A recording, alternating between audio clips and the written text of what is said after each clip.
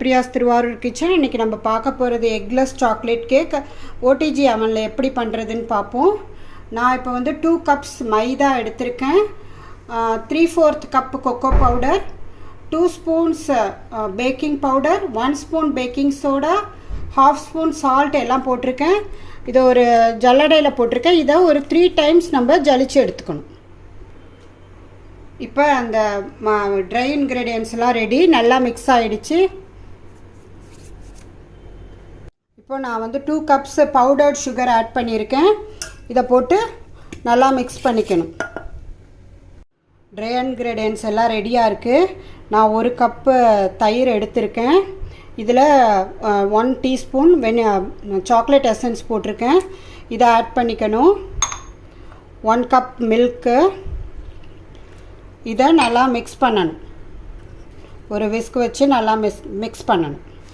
இப்போ இந்த பேட்டர் ரெடியாக இருக்குது. இந்த கன்சிஸ்டன்சி இருக்கணும். நான் ஒரு பேக்கிங் ட்ரேயில் பார்ச்மெண்ட் பேப்பர் போட்டு பட்டர் அப்ளை பண்ணி வச்சுருக்கேன். சுற்றியும் பட்டர் அப்ளை பண்ணியிருக்கேன், நடுவுலையும் அப்ளை பண்ணியிருக்கேன். இதில் ட்ரான்ஸ்ஃபர் பண்ணணும் இந்த பேட்டரை. இப்போ இந்த பேட்டர் பேக் பண்ணுறதுக்கு ரெடி. இதை நல்லா இப்படி நம்ம டேப் பண்ணிக்கணும் 3-4 டைம்ஸ். ஓடிஜி அவனை 180 டிகிரி சென்டிகிரேட்டில் நான் வந்து 10 மினிட்ஸ் ப்ரீ ஹீட் பண்ணியிருக்கேன். இப்போது ட்ரே உள்ளே வச்சாச்சு. நான் ஒரு 40 மினிட்ஸ் வைக்க போகிறேன். இது பேக் ஆகிறதுக்கு கண்டிப்பாக 40 மினிட்ஸ் ஆகும். 40 மினிட்ஸ் கழித்து நம்ம பார்ப்போம்.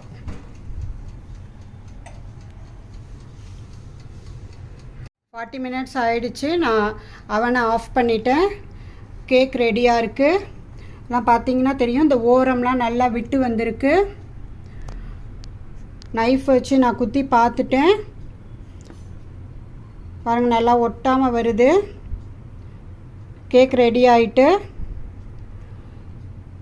ஓகே, பார்த்தீங்கன்னா தெரியும், நல்லா சாஃப்டாக இருக்குது, சூடாக இருக்குது. இது ஆறினோன்னே வேறு ஒரு பிளேட்டுக்கு ட்ரான்ஸ்ஃபர் பண்ணலாம்.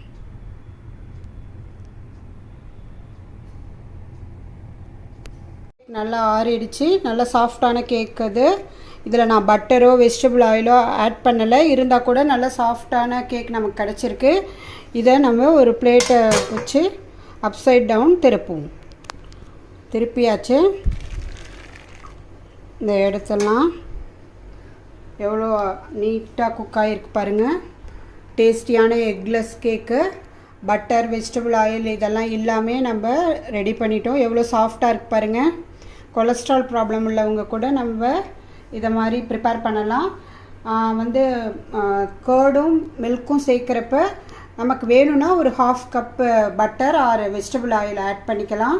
ஆட் பண்ணாமலும் இந்த மாதிரி ரெடி பண்ணலாம். டேஸ்டியான எக்லெஸ் சாக்லேட் கேக் ரெடி.